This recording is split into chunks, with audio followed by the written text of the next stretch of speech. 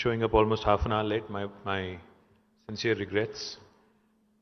Gauronilu Ramadevi Garu, Gauronilu Jayesh Ranjan Garu, TSIC Chairman Gadari Balamallu Garu, Chandrasekhar Garu, Dr. Jyoti Garu, Narasimha Reddy Garu, Shiv Shankar Garu, to all the dignitaries gathered here, to all my friends from the media. Firstly, I congratulate Aleep on a great trajectory over the last several decades.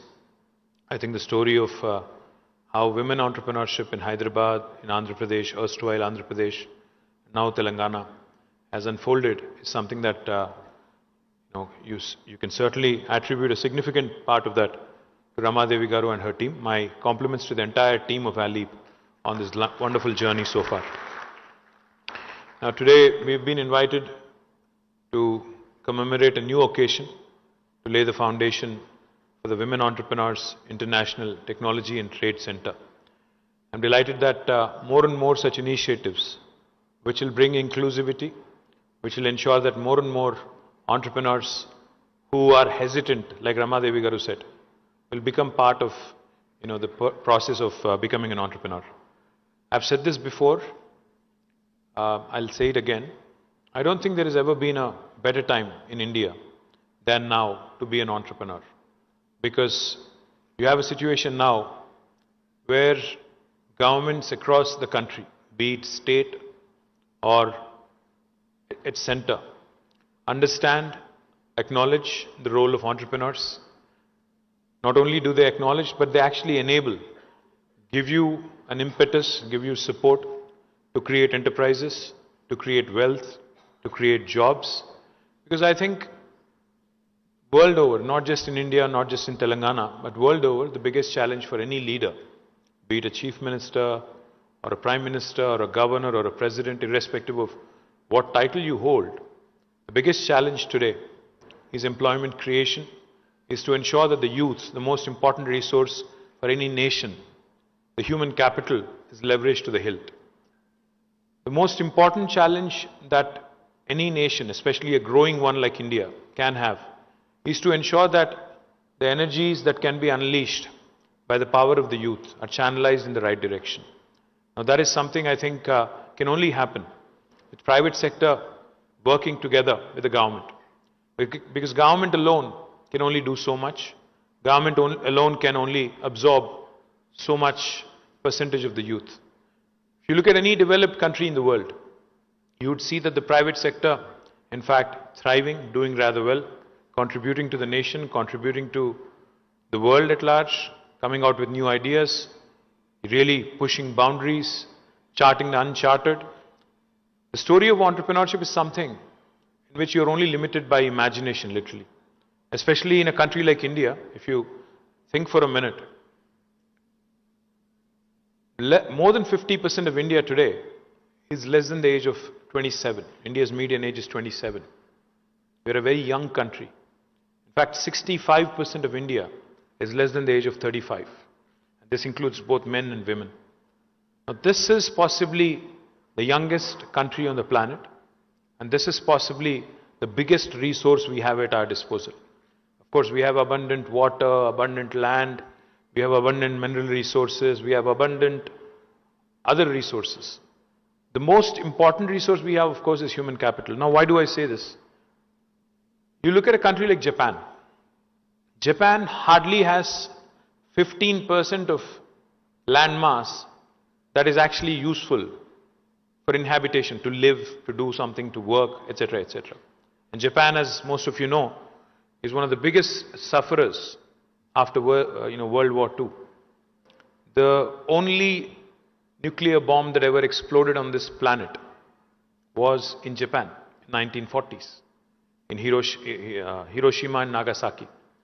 Now, a country which has got only 15% of utilizable land, a country which suffered nuclear attack, a country which is prone to earthquakes, severe earthquakes, a country which is prone to tsunamis, a country which has got a long coastline and very little natural resources, has today become a force to reckon with.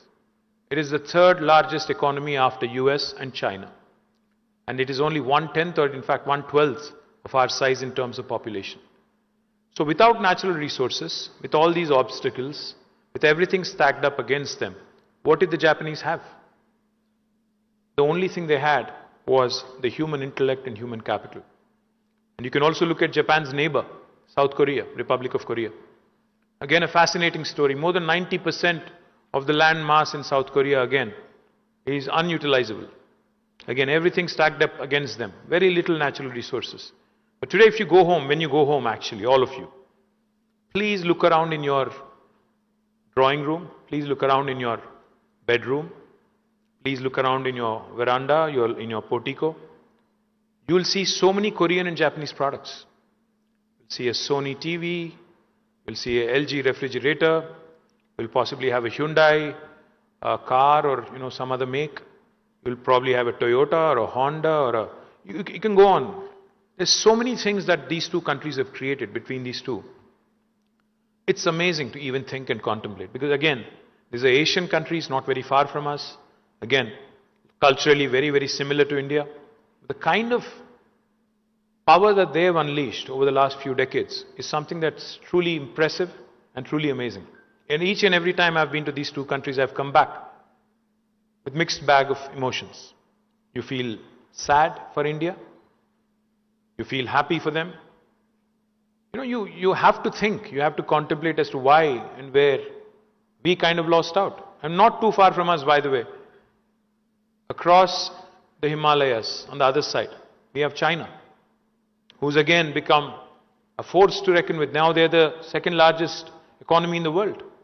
Right after United States, they're the second largest economy. So three countries which are not very far from us, China, Japan, Korea, I can go on, Malaysia, Singapore.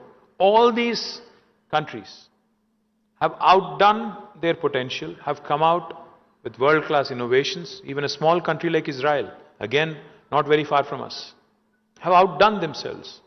I think entrepreneurs of today, we cannot be content, Indians cannot be content in being some really good chief executives of large corporations which have been founded by somebody else. We take a lot of pride, of course. Satya Nadella, we take a lot of pride.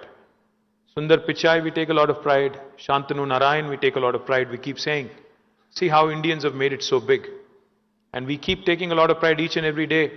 We hear about one more Indian CEO, Indra Nooyi and others, who've been born and raised here but have made the United States or the West their home. When they go there and achieve and accomplish something, we take a lot of pride. The question that we need to ask ourselves after we go home today, how many world-class Indian products are there across the boardrooms, drawing rooms and bedrooms in other parts of the world? Not a single one. I'm sorry to say this. I mean, if you take Tata Land Rover as an Indian product, then maybe yes, but otherwise it's an acquisition. Land Rover was acquired, Range Rover was acquired by Tata, so therefore Jaguar was acquired, so therefore. But otherwise, not a single Indian product, in spite of us being the most populous country in the world. ప్రపంచంలోనే అతిపెద్ద దేశం భారతదేశం. చెప్పాలంటే చాలా చెప్పొచ్చు, ఇది చేసాం అది చేసామని. ప్రపంచానికి సున్నా అందించాం, నిజంగానే సున్నా అందించాం. ఏం అందించాం, మనం ఏం చేసామో? సౌత్ కొరియా నుంచి ఇన్ని ప్రోడక్ట్స్ వస్తుంటే, జపాన్ నుంచి అన్ని ప్రోడక్ట్స్ వస్తుంటే, మనమేమో చిన్న చిన్న పనులు చేసి దానికే మురిసిపోయి ఇది చేసాము అది చేసాం. My humble request to all of you, especially the young women entrepreneurs here who now have another opportunity, another fantastic, very soon, you'll have a platform to exhibit your products. You'll have opportunities to collaborate, market your products, opportunities to collaborate. I've heard the SARC, representatives speak. You have some fantastic ecosystem and a lot of, enablers here. Now, the question is, are we going to be content doing something in Telangana for Telangana?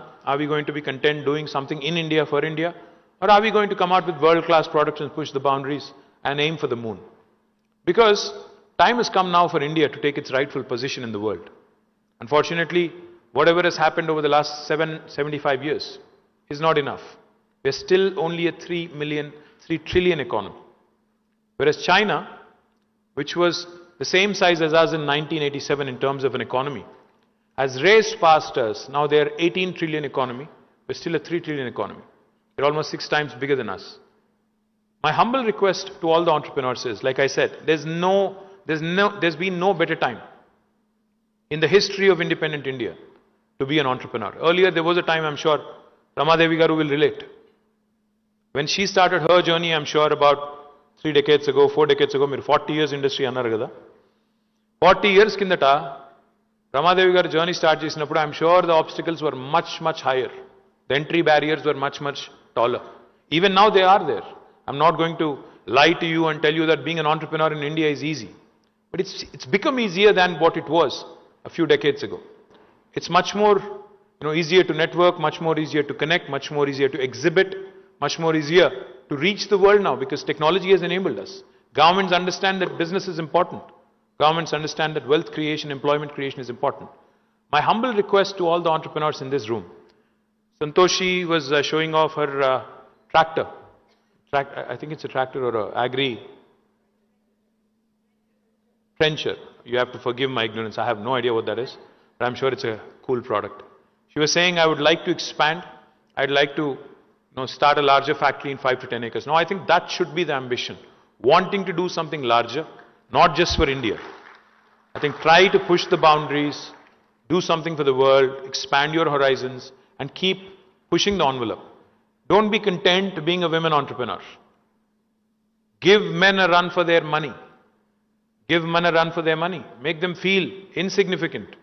Make them, feel that people keep saying the women should make, women should, feel inferior or no less than a man. I think, in fact, women are more strong in whatever sense, except physically, I think. I think there are a lot of women who can beat me up here. That's a different story. But you're strong in every possible domain. You're stronger emotionally, in terms of balance, in terms of sense of what is right, what is wrong. So many things, so many attributes. My humble request is, Government of Telangana has already created 3 women entrepreneurs parks, including the one in Nandigama, which again, and the one in Gajula Ramaram that Elip has created. We also have one more in Sultanpur. I think there's one more. Ekkada inkoti? Tupranlo inkoti undi. So all these are already available for you. If you want me to create one more, like Ramadevi Garu was asking. Unfortunately, Sultanpur, we've run out of land. I'm more than happy, Ramadevi Garu. మీరు ఇందాక చెప్తున్నారు మహబూబ్ నగర్లో పనిచేస్తున్నాం మేము, అక్కడ కూడా చాలా చక్కటి పని చేస్తున్నాము, అక్కడ కూడా చాలా మందిని ఆంటర్‌ప్రెన్యూర్స్ తయారు చేసే ప్రయత్నం చేస్తున్నాం.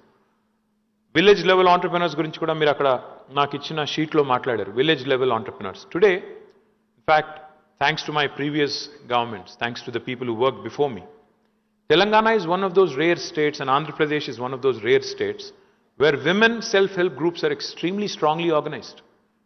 వేల కోట్ల రూపాయలు ఒక్క తెలంగాణలో నాకు తెలిసి సంవత్సరానికి 14-15 వేల కోట్ల రూపాయలు డిస్బర్స్ అవుతుంది women self help గ్రూప్స్కి.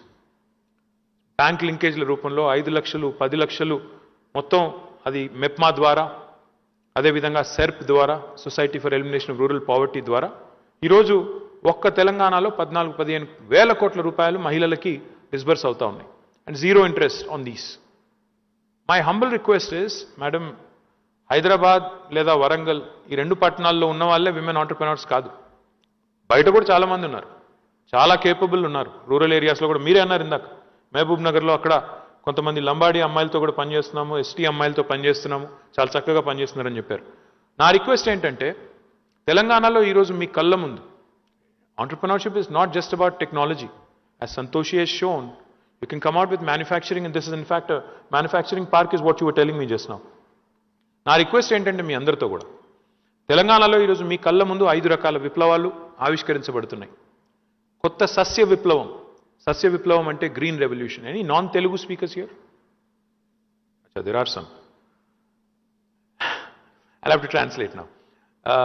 A new green revolution is actually unfolding in Telangana as we speak. When the state began its journey, we were procuring about 68 lakh metric tons of paddy. As of last year, we procured 2.5 crore metric tons of paddy, second only to Punjab. That is how Telangana has grown in terms of how agricultural expansion has happened. Also, that is green revolution. Also, Telangana has 46,000 lakes and tanks through a program called Mission Kakatiya. In fact, Ramadevi Garu, she was talking about aqua, fish rearing, fish culture. My humble request to all of you, 46,000 lakes and tanks and new reservoirs that have been created have made Telangana today the #1 state in the country for inland fisheries. Blue revolution is what is unfolding in Telangana. And fish that I talk about, or even other, seafood and freshwater food that can be cultivated in lakes and tanks, is something that you should look at very, very closely. We have a fantastic policy, food processing policy, that encourages you to do that. And there are a variety of fishes that can be consumed in Telangana, in India. And there is other variety that also can be grown here, raised here, reared here, and exported to the world outside, West, Europe, US, other parts of the world. The third revolution that's unfolding right in front of your eyes is actually pink revolution. Pink revolution is not that of my party, not that of my political party. Of course, that is also happening, and that is, we are going to win back and come back again and talk to you guys in the same room next year.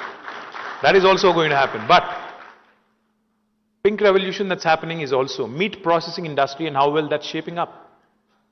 Meat processing is something that, again, is extremely important, because as affluence grows, as wealth grows, what will happen is people start eating better, people start eating more, more food which is full of protein. As a result, today, Telangana's livestock, in fact, because of a sheep rearing program that we have taken up, has doubled. And with the second lot that is being allotted now, I think Telangana will become the #1 state in India in terms of livestock, which again gives you ample room to go into the meat processing industry, which is called pink revolution. The fourth revolution that's also unfolding here is white revolution, which is nothing but dairy. Now, dairy in Telangana, the Vijaya dairy, which is a government dairy, was actually in losses when we assumed office. Now, today, Vijaya dairy gives us back 30+ crores of dividend every year. They've turned around. And there is ample capacity. My request again to all of you, I'll just give you one example as to how important this white revolution is, milk production is. There's a company called Fonterra. It was earlier called New Zealand Dairy Board. It's a New Zealand company. This one single enterprise, one single company, contributes to 8% of New Zealand's GDP. That's how important this amazing industry is, dairy industry is. Now, dairy, when I say, it's not just milk. Everything that comes with it. There's butter, there's cheese, there's chocolates, there's so many things that you can do in the dairy industry. And again, today India, in fact, imports a lot of these from outside, from abroad. This is another very, very important area. And the fifth one I'll tell you about is, today we import a lot of our edible oils, వంట నూనెలు దిగుమతి చేసుకుంటున్నాం. తెలంగాణ ఈరోజు ఒక కొత్త విప్లవానికి శ్రీకారం చుట్టింది. yellow revolution, oil palm revolution. 20 లక్షల ఎకరాల్లో తెలంగాణలో ఇప్పుడు ఆయిల్ పామ్ పంట పండించాలని ఒక లక్ష్యంగా పెట్టుకున్నాం. అందులో ఇప్పుడు మొదటి సంవత్సరం 1,50,000 చేరుకుంటున్నాం. తప్పకుండా ఇది పెరుగుతుంది. ఎడిబుల్ ఆయిల్ బయట నుంచి ఎక్కడి నుంచో, మలేషియా నుంచి, ఇండోనేషియా నుంచి దిగుమతి చేసుకునే దుస్థితి తప్పాలి. ఇండియాలోనే అది పెంచాలి. ఇన్ఫ్యాక్ట్ ఇండియాలో 41 కోట్ల ఎకరాల సాగు భూమి ఉంది. ఇండియాలో 70,000 టీఎంసీల నీళ్లున్నాయి. ఇన్ని పెట్టుకుని కూడా మనం బయట నుంచి తిండి తెచ్చుకోవడం, బయట నుంచి ఎక్కడి నుంచో ఏదో దిగుమతి చేసుకోవడం అంటే సిగ్గుచేటు. కాబట్టే మన ముఖ్యమంత్రి గారు ఈ 5 రంగాల్లో ఇప్పుడు నేను చెప్పిన green revolution, blue revolution, pink revolution, white revolution and yellow revolution, ఈ 5ంటికి తెలంగాణలో బీజం పడింది. అద్భుతంగా తెలంగాణ భారతదేశం మొత్తానికే ఒక ఆదర్శప్రాయమైన రాష్ట్రంగా ఈ 5 రకాల విప్లవాలతో ముందుకు పోబోతా ఉంది. ఇందులో మీకు అవకాశాలు చాలా ఉన్నాయి. అది నేను చెప్తున్న పాయింట్. మీరు ఏం కావాలంటే, ఏం చేయాలంటే కూడా ఈ 5 రంగాల్లో, అంటే ఎంతసేపు ఎంటర్ప్రైజ్ అంటే, ఆంటర్ప్రినర్షిప్ అంటే హైదరాబాదు, నందిగామ, సుల్తాన్పూర్ కాదు. మహబూబ్ నగర్ ఉంది, నల్గొండ ఉంది, హుజూర్ నగర్ ఉంది, సూర్యాపేట ఉంది. పోర్ట్కి దగ్గర మనకి ల్యాండ్ లాక్డ్ స్టేట్. మనం పోర్ట్ వైపు పోర్ట్ యాక్టివిటీస్ కావాలంటే సూర్యాపేట జిల్లా మొత్తం ఉంది, నల్గొండ జిల్లా మొత్తం ఉంది. మీరు గిరిజన ప్రాంతాల్లో పనిచేయాలనుకుంటే ములుగు ఉంది, ఆదిలాబాద్ ఉంది, ఆసిఫాబాద్ ఉంది, భద్రాద్రి కొత్తగూడెం ఉంది, ఇంకా చాలా జిల్లాలు ఉన్నాయి. అదేవిధంగా మీకు ఇంకా ఇతర ఎన్నో జిల్లాల్లో ఎన్నో కొత్త వనరులు ఉన్నాయి.